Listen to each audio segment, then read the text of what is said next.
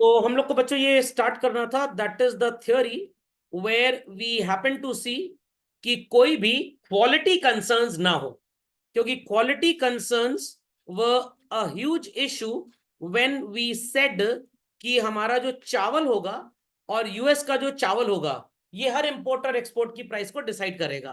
तो आपको भी ये बात थोड़ी सी अनएक्सेप्टेबल लगी होगी, what the hell rice has to do in deciding the price of everything that we are suppose to import और एक्सपोर्ट। तो इकोनॉमिस्ट ने सोचा कि उस थ्योरी को अबैंडन कर देते हैं और उसकी जगह कौन सी थ्योरी ले आए?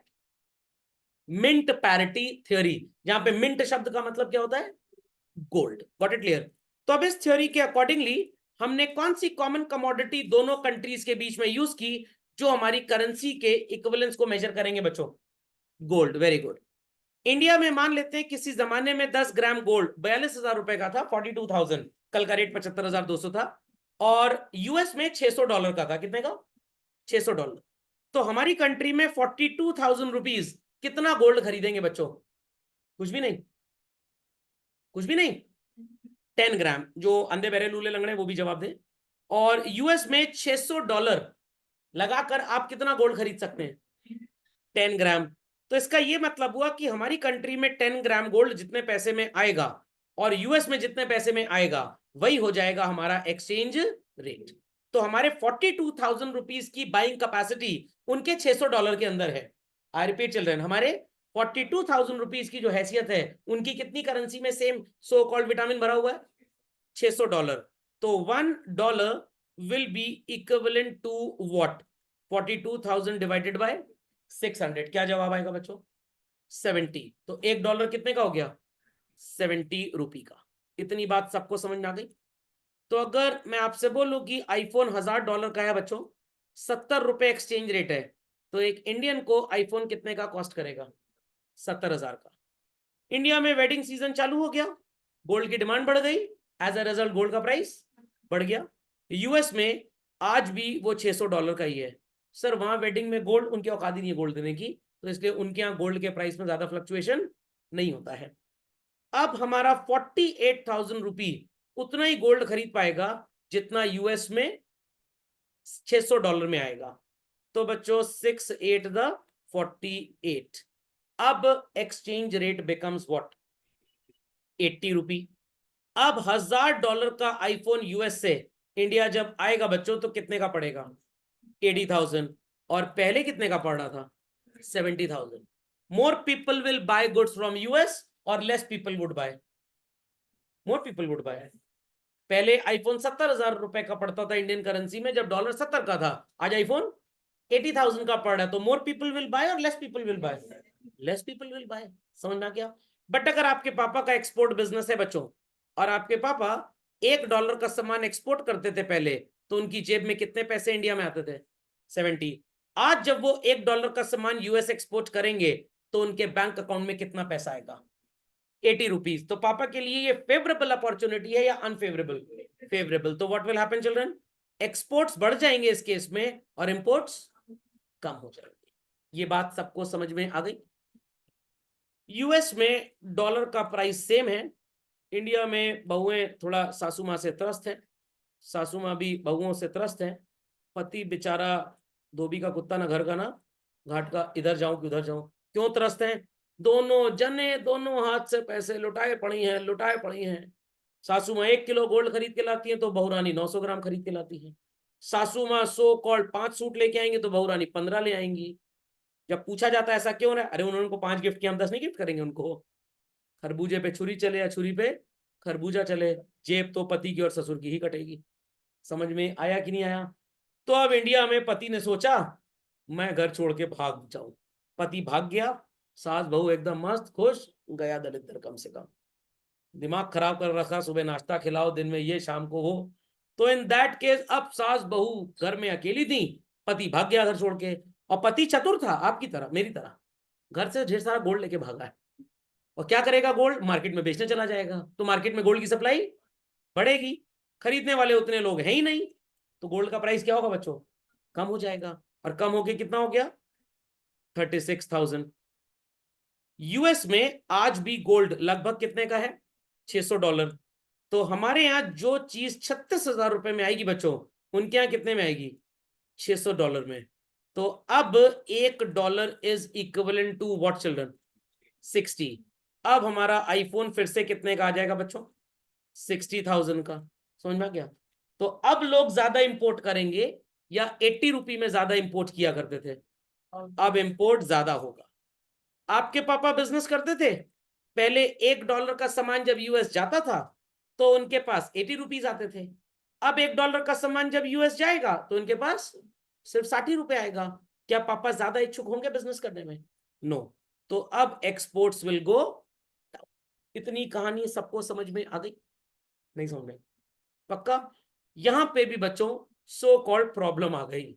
सर पढ़ाए क्यों जब प्रॉब्लम आ गई? पढ़ाना ही नीचे था आपको। नहीं पढ़ाना बहुत जरूरी था। प्रॉब्लम ये आई कि भाई इस थ्योरी को भी अबैंडन कर दिया गया because every country didn't possessed equal amount of gold. कुछ के पास बहुत ज्यादा था, कुछ के पास बहुत कम। कुछ कंट्रीज में गोल्ड की स्मगलिंग भी बाहर से होती थी। Rates were not fixed of gold. जैसे आज भी अगर हम गल्फ कंट्रीज की बात करें तो इंडिया और गल्फ के गोल्ड प्राइसेस में लगभग 20-25% का 22% का रेट में डिफरेंस होता है। तो अगर गोल्ड के ट्रांसफर पे बैन है तभी वो स्मगल होता है। आई रिपीट चिल्ड्रन, तभी वो स्मगल होता है। तो कुछ कंट्रीज क्या करेंगी, गोल्ड का प्राइस कम करने के लिए बड़ी सिंपल सो कॉल्ड हरकत अप्लाई करेंगी। ढेर सारा गोल्ड वो स्मगल करने लग जाएंगी दूसरे देशों से। स्मगल करेंगी, चोरी छुपे इंडिया में लाएंगी या किसी भी कंट्री में ले जाएंगी, तो उस कंट्री में गोल्ड की अवेलेबिलिटी बढ़ेगी, बहुत गोल्ड होगा वहां पे। और जब बहुत गोल्ड होगा तो what will happen to the gold price? लेकिन ये नाव पूछ रहा है, यही मैंने की थी ना है?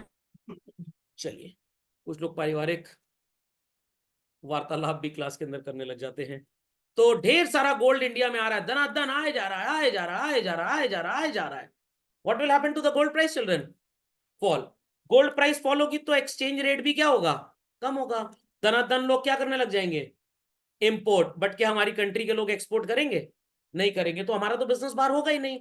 तो स्टेबल रखना है थोड़ा सा, ना बहुत ज्यादा ना बहुत कम। कभी कभी आप सोचते होंगे भगवान डॉलर का प्राइस ना ₹2 करवा दो। अगर ₹2 हो जाए तो पूरे मोहल्ले में बर्थडे में इस बार आईफोन बंटवा दूंगा मैं। अगर ₹2 हो जाए बच्चों, तो जो आपके ढेर सारे रिश्तेदार लाख 2 लाख डॉलर की कमाई पे यूएस में नौकरी करते हैं, वो सारे के सारे हिंदुस्तान चले आएंगे प्रॉपर्टी में बंटवारा मांगने के लिए। क्योंकि गए तो इसी चाव से यूएस थे that $1 equals to 80 rupees. $1 lakh भी तनख्वाह मिलेगी तो 80 लाख हो जाएगा। अगर डॉलर ₹2 का हो गया तो साल भर की तनख्वाह पप्पू जमादार से भी कम हो जाएगी उनकी। समझ में आई बात? तो क्या डॉलर का प्राइस बहुत कम करवाना चाहते हैं आप? नहीं सर, और बढ़े, यहां के लोग और जाएं बाहर, पूरी प्रॉपर्टी पे एक छत्र राज हमारा हो जैसे आपका है। समझ में आया कि नहीं आया? समझ में आ गया? तो इसलिए डॉलर प्राइस कम होने का विचार कभी भी दिमाग में मत लाइएगा। तो जब भी डॉलर प्राइस बढ़ेगा बच्चों, exports will go up and imports will go down.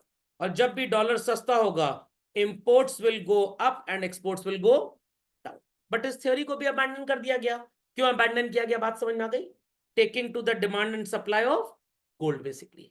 तो सर आज क्या चलता है? आज नहीं, 40s के आसपास, एग्जैक्टली शायद 45-47 में जब वो ब्रेटन वुड्स कॉन्फ्रेंस वगैरह हुई थी, अभी पढ़ेंगे उस टेक्स्ट को हम लोग, तो उसके अकॉर्डिंगली जो अब थ्योरी चलती है बच्चों, वहां पे हम यूज करते हैं market forces of demand and supply. Sir ये क्या मतलब, धक्का का मारना है किसी को? नहीं नहीं नहीं, धक्का का नहीं मारना है, बिल्कुल परेशान मत होइए। हम और यूएस दो कंट्रीज है चलन। हमने यूएस से गुड्स खरीदे, दैट इज इंपोर्ट किया। सो हमको पैसे देने हैं या पैसे लेने हैं? देने हैं। और हमने इन्हें कुछ एक्सपोर्ट भी किया, तो पैसे आएंगे कि जाएंगे बच्चों? आएंगे। पैसे जाने हैं 2 लाख करोड़ डॉलर, और आने हैं सिर्फ और सिर्फ 1.5 लाख करोड़ डॉलर। तो जाना ज्यादा पैसा है और आना कम पैसा है। नेट इफेक्ट आपको क्या नजर आ रहा है चिल्ड्रन? 50,000 करोड़ डॉलर्स का हमको पेमेंट करना है। What we should do, idea number 1, Epson के प्रिंटर पे 4K की प्रिंटिंग होती है, डॉलर छाप लें? डॉलर छाप लें? नो। छाप लें? कुछ लोग डर रहे हैं, सर बोल देंगे हाँ तो जेल चले जाएंगे, डॉलर छाप ले शाहिद कपूर बन जाए, फर्जी 2 आ जाए। दूसरा जवाब, क्या हम सो कॉल्ड अपना प्रिंटर वगैरह तो भूल जाइए, हम डॉलर छापने की बजाय इनको बोलें कि भाई तुम्हारे शाहिद कपूर को रख लो, जितना चाहे उतना छपवा लो, कोई प्रॉब्लम की बात नहीं है। क्या यूएस एक्सेप्ट करेगा इस बात को? नहीं करेगा। तीसरा तरीका, यहां से कुछ लोगों को यूएस बेच दिया जाए, भेज नहीं दिया जाए, बेच दिया जाए, भेजने में तो वापस आ जाए, बेच दिया जाए, जो दलिदर नालायक किसी लायक नहीं है, ये काम करें। सर वो यूएस उनको लेगा नहीं, क्योंकि वहां पे भी नाली के ऊपर बैठ के पबजी खेलते रहेंगे चौराहे पे। तो भाई अल्टीमेट ऑप्शन यही है कि हम उनको कहें कि that we possess a currency, जिसको क्या बोलते हैं, आईएनआर। आप हमसे आईएनआर ले लीजिए। कितने आईएनआर ले लीजिए? $1 आज कितने का बच्चों? 80 रुपीज का है। तो 50,000 करोड़ डॉलर के बदले कितना आईएनआर देना पड़ेगा? बहुत ढेर सारा पैसा, 40 लाख करोड़ कुछ आ जाएगा। Is that clear? यूएस कह रहा है क्या करें, भजिया पापड़ तलें आपके 500 के नोट से, या गांधी जी के सो कॉल्ड सिर पे मॉडर्न आर्ट करें हम, या सो कॉल्ड उन नोटों को बेसन में भिगो के उसकी वो कचौड़ी तल लें? क्या ऐसा कुछ करेगा यूएस? नो। तो मोदी जी बोले काम करो, शादी ब्याह बारात तो तुम्हारे यहाँ भी होती है ना, उड़ाना ऐसे ऐसे करके नोट वहां पे शादी में, जैसे इंडिया में लोग उड़ाते हैं। कह रहे हमारे यहाँ शादी से ज्यादा डाइवोर्स होता है, तो नोट उड़ाने वाला मौका आता ही नहीं है। तो प्रॉब्लम फंस गई बच्चों, they want dollar but we possess which currency? INR. Sir आखिरी ऑप्शन हम बताएं, मोदी जी ने पैसा नहीं देंगे, जो करते बनता है जो कर लो। अरे जो करते बनता है कर लो। बाबा रामदेव का वहां जो गोली गोली बिकती है ना, छोटी छोटी गोली, गोली बिकनी बंद हो जाएगी पूरी पूरी। सारे के सारे इंडियंस जो वहां जॉब कर रहे हैं उन सबको लात मार के फुटबॉल की तरह, रोनाल्डो की तरह इंडिया भेज दिया जाएगा। क्या आप चाहते हैं ऐसा कुछ हो? नो, प्रेम व्यवहार बना रहे। तो सर बताइए, आप ही बताइए क्या करें। अरे इसमें तो क्लास रखी गई है। हम उनसे बोलेंगे कि भाई आप हमको दे दीजिए हमारा रुपी लेकर डॉलर। यूएस गवर्नमेंट कहेगी अच्छा इसके बाद, हम रुपी आपको देते हैं और आप हमको क्या दे दीजिए? डॉलर। और अभी हमारे यहाँ अगले साल ना कुंभ मेला लगने वाला है, तो वहां से लोग अपने पाप धुलने के लिए कपड़े के साथ साथ इंडिया आएंगे। इंडिया आएंगे तो कौन सी करेंसी देंगे? नाव वाले को, कचौड़ी वाले को आईएनआर देंगे। तो आज इंडियंस ने रुपी दिया यूएस को, और बदले में यूएस से क्या गया हमारे पास? डॉलर। वो डॉलर हमने उसी अमेरिकन पार्टी के अकाउंट में जमा करा दिए जिसको हमको पेमेंट करना था। हमारा और अमेरिकन बिजनेसमैन का हिसाब क्लियर? हमारा और अमेरिकन बिजनेसमैन का हिसाब क्लियर? अब अमेरिका के पास हमारा कुछ इंडियन रुपी पड़ा हुआ है, वो इंडियन रुपी जब अमेरिकन इंडिया आएंगे घूमने टहलने कुंभ मेले में, या आप भाइयों बहनों की शादियों में, तो वहां से जब यहाँ आएंगे तो वो पैसा यहाँ लाके वो खर्च कर लेंगे। हिसाब किताब हो जाएगा पूरा कंप्लीट। अब सर ये तो वैसे ही हुआ, अभी मम्मी का बर्थडे था, एक मम्मी की किट्टी पार्टी वाली सहेली ने बॉम्बे डाइंग की 2500 की चादर दे दी। हमको सर कल शादी में जाना था, वही चादर निकाली, गिफ्ट रैप किया और उनको निपटा चले आए। जैसे सोन पापड़ी का डिब्बा, घर से घर ट्रैवल करता है, बस खाया नहीं जाता। आने वाले टाइम में प्लास्टिक के डिब्बे आ जाएंगे सोन पापड़ी के, सोन पापड़ी प्लास्टिक की ही रहेगी, टोकन अमाउंट। समझ में आई बात? तो एक्सचेंज रेट बच्चों आज की तारीख में ऐसा चलता है, there is no gold movement, there is only and only movement of pure currencies. But हम उसी करेंसी को लेना चाहेंगे जिसके साथ हमारे इंटरनेशनल रिलेशन बहुत अच्छे हैं। समझ में आ रही है मेरी बातें? तो यहां पे एक इंपोर्टर है जिसने इंडिया में यूएस से कितने डॉलर का सामान खरीदा है बच्चों? 1000। और यूएस एक्सपोर्टर ने कितने डॉलर का सामान बेचा है हमको? 1000। दोनों जगह एक ही बात लिखी है, इंडिया को पैसा देना है या इंडिया को पैसा मिलेगा? देना है। बट इंडियंस के पास रुपी है, बट यूएस क्या मांग रहा है? डॉलर। तो इंडिया को कौन सी करेंसी यूएस को पे करने के लिए चाहिए अपने पास? डॉलर। और यूएस कह रहा है भाई डॉलर तो अमेरिका वाला पूरी दुनिया में सिर्फ हम दे सकते हैं। तो इंडिया में डॉलर की डिमांड क्या होगी बच्चों? बढ़ जाएगी। और ये डॉलर किस करेंसी, सॉरी किस कंट्री में होम करेंसी की तरह इस्तेमाल किए जाते हैं? यूएस। सर एक आइडिया और था, आपने दिया ही नहीं। ढेर सारे भिखारियों को प्लेन में लाद के भेज दीजिए और कहो वहां मंदिर मस्जिद चर्च गुरुद्वारे के सामने बैठ जाओ, वहां चर्च के सामने ज्यादा बैठना, और अब भीख में डॉलर लेते हो। क्या भिखारी वो डॉलर कमाया हुआ हमको देगा? नहीं देगा। तो यही पढ़ना पड़ेगा हमको। अब इंडिया का पर्सन जिसने गुड्स खरीदे थे वो क्या करेगा? वो जाएगा ना किसी कमर्शियल बैंक की फॉरेन एक्सचेंज ब्रांच में। इसीलिए आपको बैंकिंग टॉपिक पहले पढ़ाया गया था। समझ में आ गया? वो फॉरेन एक्सचेंज ब्रांच के पास क्यों जाएगा इंडियन? आईएनआर को डॉलर में कन्वर्ट करने के लिए। Very good. अब ये जो फॉरेन एक्सचेंज ब्रांच होगी, क्या जरूरी है इनके पास sufficient dollars at all times हो या डे वन रहे हो? नो। ये कहां जाएंगे? राबड़ी देवी के यहां, आरबीआई। क्यों जाएंगे आरबीआई के पास? RBI is the custodian of currency reserve, पढ़ा था ना बैंकिंग में। अब समझ में बैंकिंग क्यों पढ़ाया गया था? चलिए, तो आरबीआई के पास जाएंगे। आरबीआई में शक्तिकांत दास जी क्या कहेंगे? अरे बैठो 2 मिनट चाय पियो। चैट जीपीटी को बोलते हैं प्रिंट डॉलर।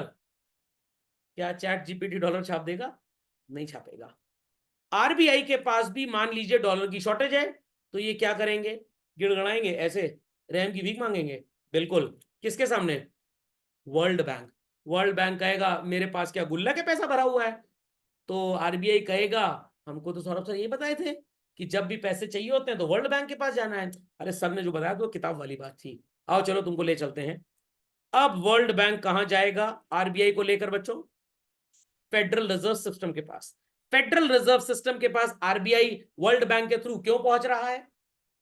क्योंकि वहां डॉलर है। तो सर एक रख ले जेब के अंदर, कौन देख रहा है? क्या ऐसा होगा? नहीं। अब यहां पे कौन मौके पे चौका लगाएगा बच्चों? यूएस। कल तक 80 रुपये का $1 था। कितने का? 80 रुपए का। अब फेडरल रिजर्व सिस्टम को यह बात समझ में आ गई है कि आरबीआई हमसे डॉलर मांगने आया है। वो गिरगिट की तरह रंग बदलेंगे, सॉरी। और डॉलर कितने का बेचेंगे बच्चों? 84 रुपीज का। क्योंकि डॉलर की डिमांड ज्यादा है बट हमारे पास उतने डॉलर है ही नहीं। तो इस तरह से हमको मिल जाएंगे क्या? 84 रुपीज के हिसाब से डॉलर्स। तो फेडरल रिजर्व वर्ल्ड बैंक को देगा, वर्ल्ड बैंक गारंटी लेगा कि इंडिया से कल कोई डॉलर्स वापस आएंगे, या जो इंडियन आरबीआई आज रुपी देके जा रहा है ये रुपी इंडिया में कल को चलेगा। वर्ल्ड बैंक इसकी गारंटी लेगा, आरबीआई को डॉलर मिल जाएंगे, आरबीआई फॉरेन एक्सचेंज ब्रांच को डॉलर देगा, फॉरेन एक्सचेंज ब्रांच उस इंपोर्टर को डॉलर दे देगी और इंपोर्टर यूएस एक्सपोर्टर के बैंक अकाउंट में पैसा जमा कर देगा। तो इंपोर्टर अंकल के पास से रुपी गया और बदले में गुड्स आ गए। यहां तक की कहानी क्लियर हो गई?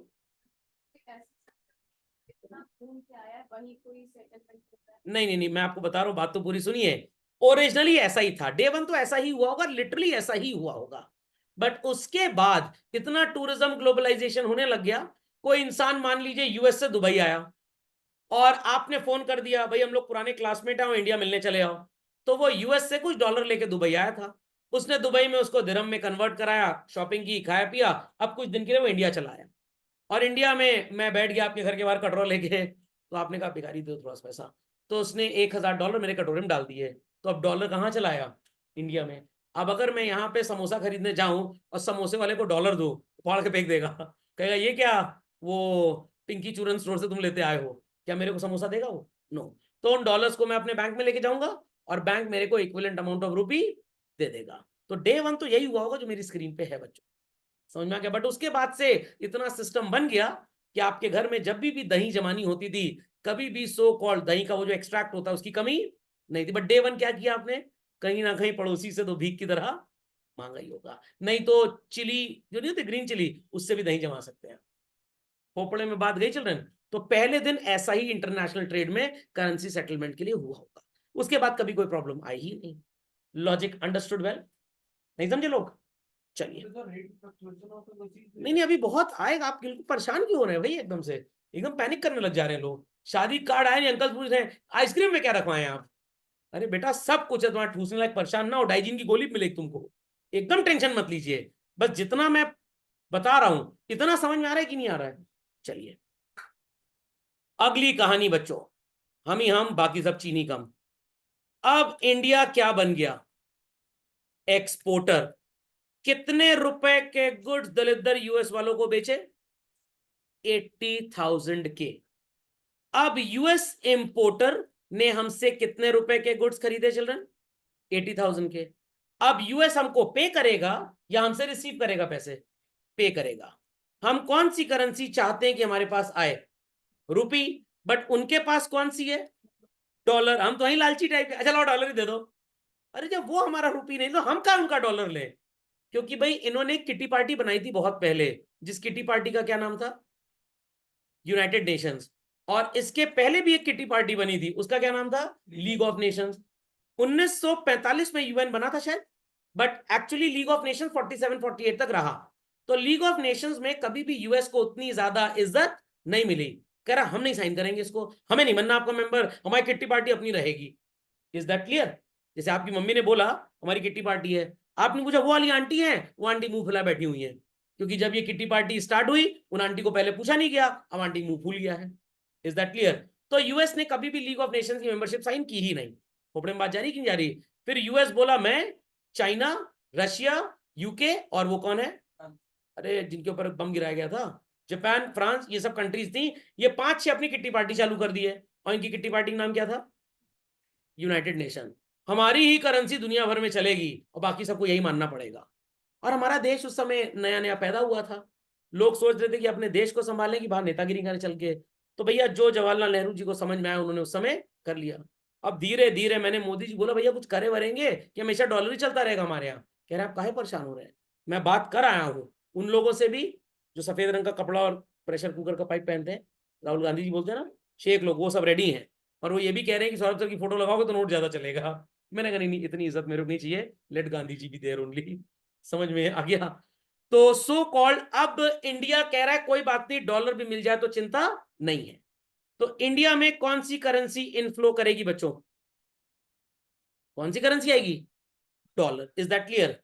तो डॉलर किसकी होम करेंसी है चिल्ड्रन? यूएस। Very good. अब जो यूएस का बायर था वो अपने न्यूयॉर्क देश में, वॉशिंगटन डीसी में, ओयो में, कहीं पे भी जाएगा किसी बैंक के पास और बैंक वालों से क्या कहेगा, प्लीज हमें क्या दे दो, रुपी, क्योंकि हमको इंडियंस को पेमेंट करना है। क्या बच्चों उन्होंने शाहिद कपूर को गोद ले लिया है कि रुपी बनवा लेंगे वहां पे? नो। यूएस की फॉरेन एक्सचेंज ब्रांच, जैसे हमारे लोग आरबीआई जाते हैं, यूएस के बैंक वाले कहां जाएंगे? फेडरल रिजर्व सिस्टम के पास जाएंगे। उनका फेडरल रिजर्व सिस्टम रुपीस की शॉर्टेज बोल रहा है, तो अब वो कहां जाएगा हाथ फैलाते हुए? World bank. और वर्ल्ड बैंक जाके फेडरल रिजर्व सिस्टम कहेगा भर दो जोली मेरी। वर्ल्ड बैंक कहां आएगा बच्चों? आरबीआई। पूरी स्टोरी पलट गई है। अब यहां पे मौके पे चौका छक्का आठवां कौन लगाएगा? इंडिया। इंडिया कह रहा है अच्छा डॉलर। मेरे को फोन किया शक्तिकांत दास जी ने, सर क्या करें, ये लोग डॉलर लेके आए हैं। मैंने कहा देखो दिमाग लगाओ, जुलाई तक तो इंडिया में इलेक्शन का माहौल चलेगा, नई सरकार बनेगी, और Harvard, Cambridge, Oxford, Kellogg, Wharton, इन सब कॉलेजेस ने आईआईएम के साथ टाइप कर लिया है। इनकी फीस ओरिजिनली है 1 करोड़ रुपए, रहना खाना पीना खर्चा सब मिला के। आइम्स कह रहा है कि डिस्टेंस लर्निंग प्रोग्राम कर लीजिए, इनका 10 लाख रुपए में हो जाएगा। तो least Indians RBI uncle Shaktikanta Das ji will be interested to go to US. तो आप आज डॉलर इनसे ले जरूर लीजिए, बट आपसे इंडियंस डॉलर लेके यूएस जाएंगे इसकी संभावनाएं 2% है। कितनी? 2%। तो शक्तिकांत दास जी कह रहे सौरभ सर ये बताइए फिर मैं क्या करूं, डॉलर का प्राइस तो 84 रुपए था। मैंने कहा 84 करोड़ तो योनियां होती है हिंदुस्तान में, हिंदू माइथोलॉजी में इंसान के पुनर्जन्म की। समझ में आ गया? आप एक काम करिए, अकल से काम करिए। आप इनसे कहिए कि बेटा अगर डॉलर के बदले रुपी चाहिए हम दे तो देंगे, बट $1 के बदले तुमको 72 रुपए से ज्यादा नहीं देंगे।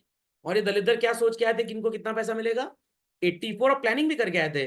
60 रुपए की एक कोल्ड ड्रिंक लेंगे, 7 रुपए का एक समोसा, 10 रुपए का खस्ता, कितना हो गया 77, और 7 रुपए का खीरा और ककड़ी खा लेंगे। तो अमेरिकन ये सोच के आए थे कि $1 यूएस से लेकर चलते हैं, इंडिया में 84 रुपए का हो जाएगा, 60 रुपए की कोल्ड ड्रिंक, 7 का समोसा, 10 का खस्ता और 7 का खीरा ककड़ी।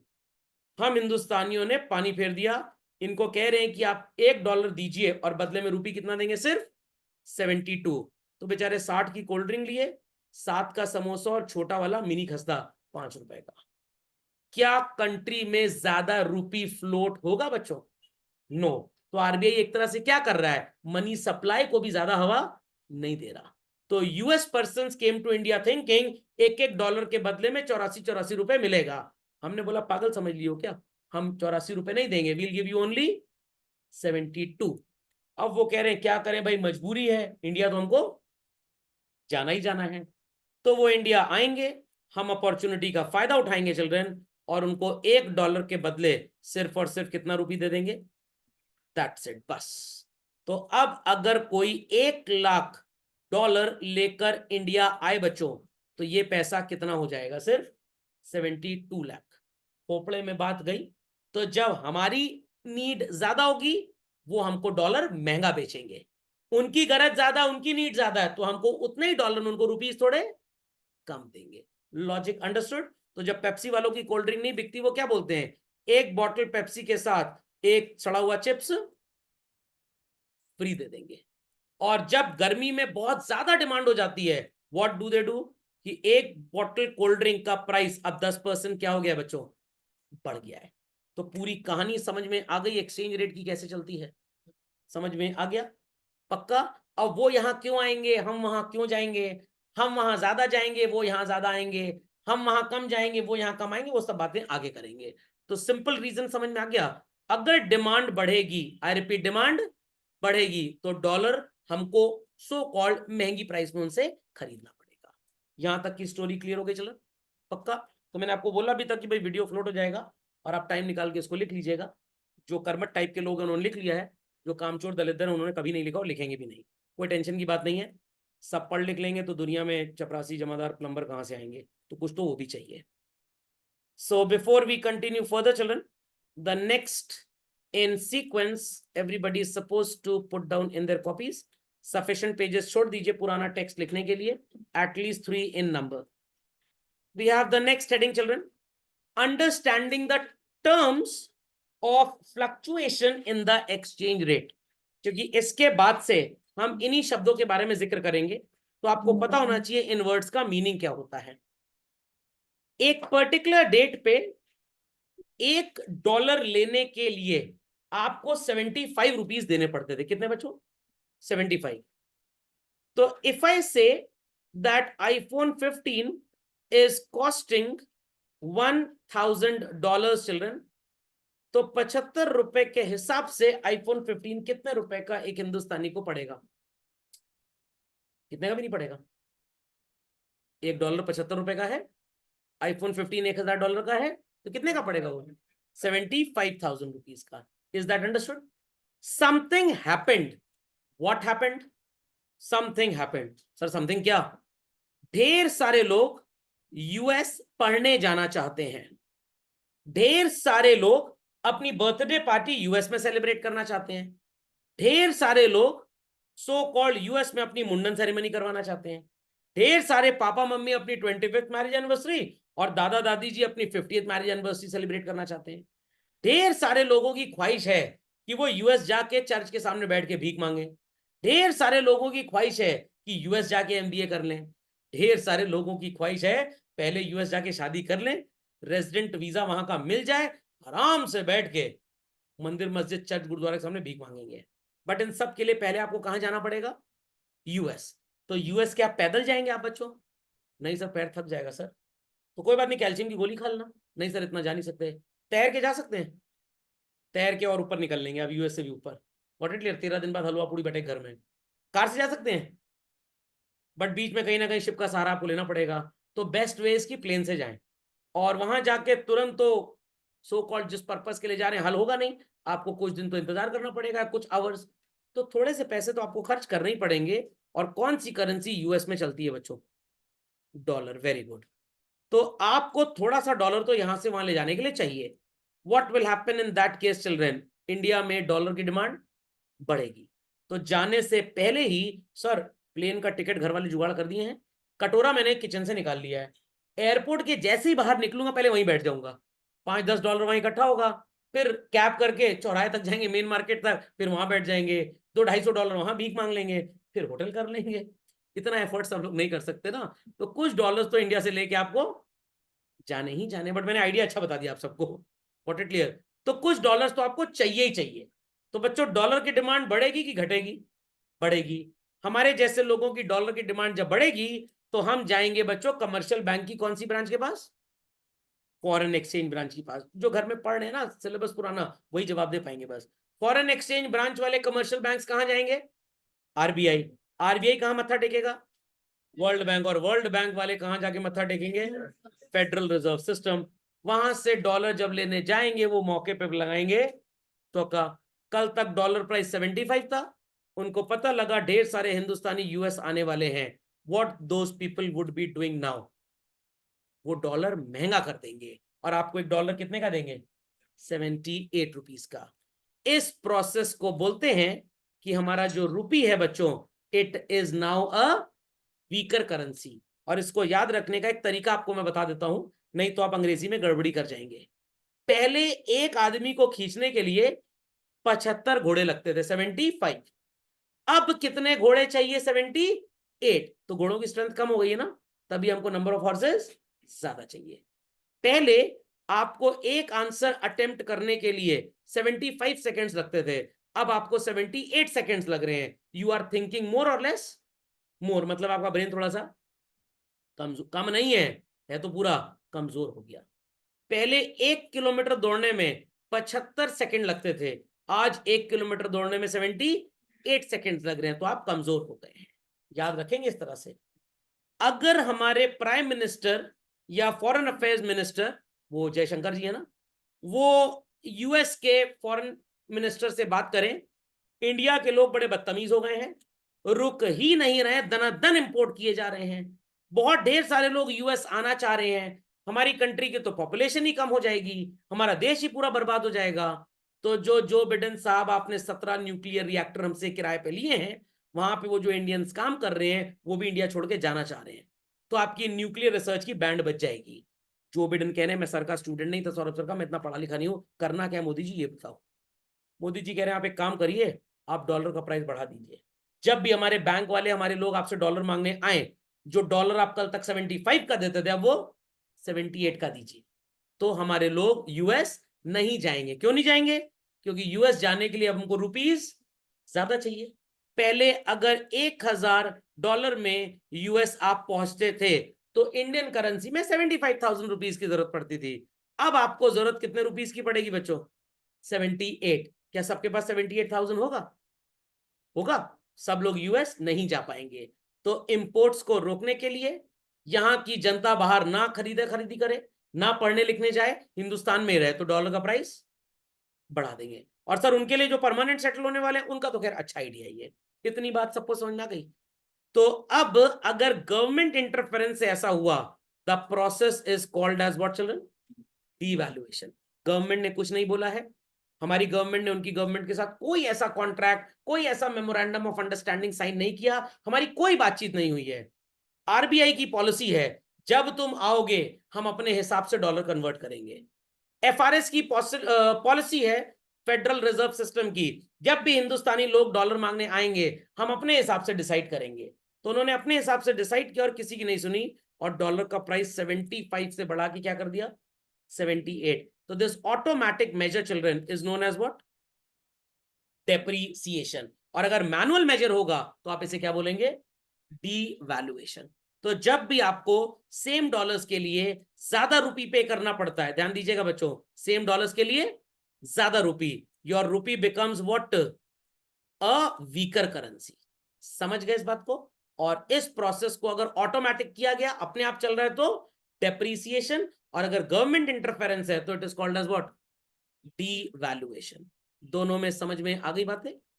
सो the meaning is when more rupees are needed to acquire dollars, तो रुपी की हैसियत क्या हो गई बच्चों?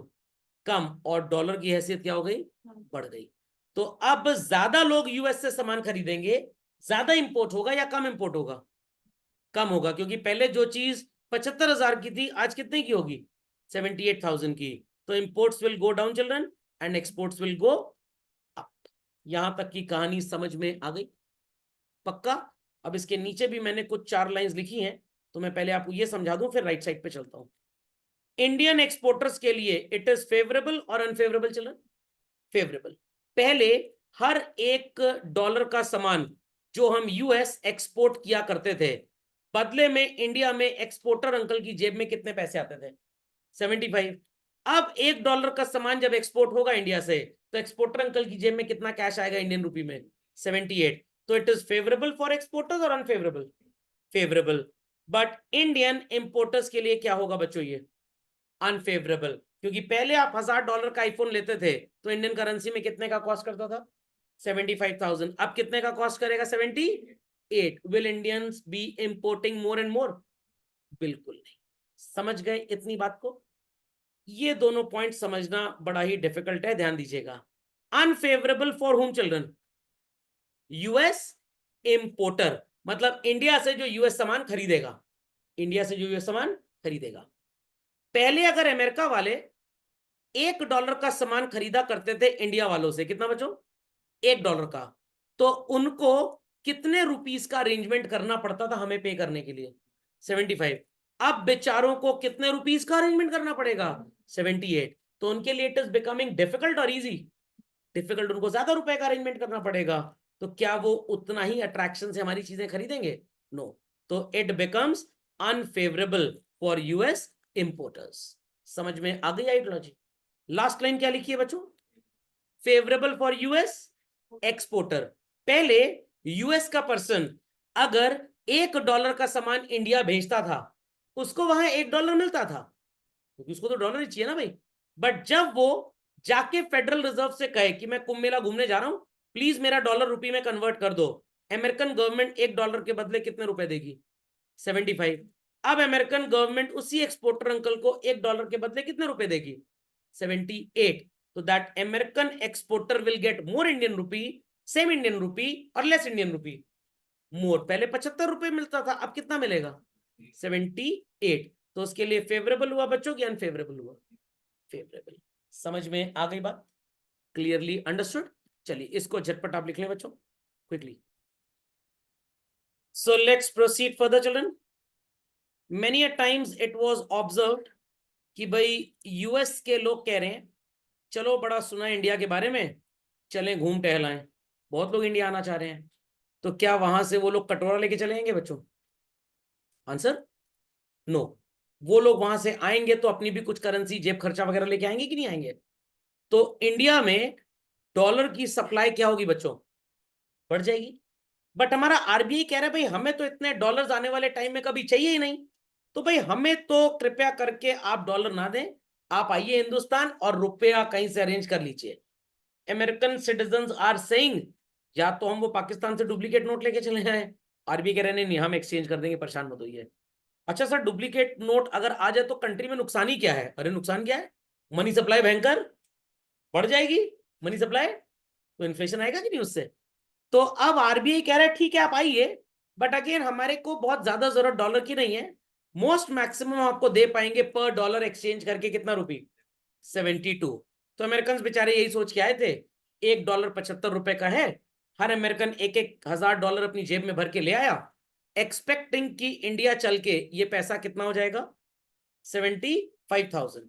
बट जब ये इंडिया आए तो इनको पता लगा कि यहाँ इनको बदले में कितने पैसे मिलेंगे? 72,000। तो हमारे हिंदुस्तानी भाई बहन जो आईफोन खरीदा करते थे, 78 रुपीज का $1 था, $1000 का आईफोन था, तो आईफोन कितने का पड़ता था? 78,000। अब कितने का पड़ेगा चिल्ड्रन? 72। तो आईफोन सस्ता हो गया कि महंगा हो गया? सस्ता। तो यूएस से आने वाली हर चीज क्या हो जाएगी? सस्ती हो जाएगी। आपको पहले 78,000 में मिलता था, अब कितने मिलेगा? 72 में। तो पीपल विल इंपोर्ट मोर और people will import less, people will import more. जो बिजनेसमैन अभी तक $1 का सामान एक्सपोर्ट करता था इंडिया से यूएस, बदले में 75 रुपीज के हिसाब से उसके बैंक में पैसे आते थे।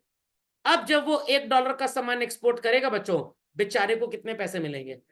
सिर्फ 72 मिलेंगे। तो क्या उन एक्सपोर्टर्स का इंटरेस्ट होगा इंडिया से यूएस गुड्स एक्सपोर्ट करना? नो।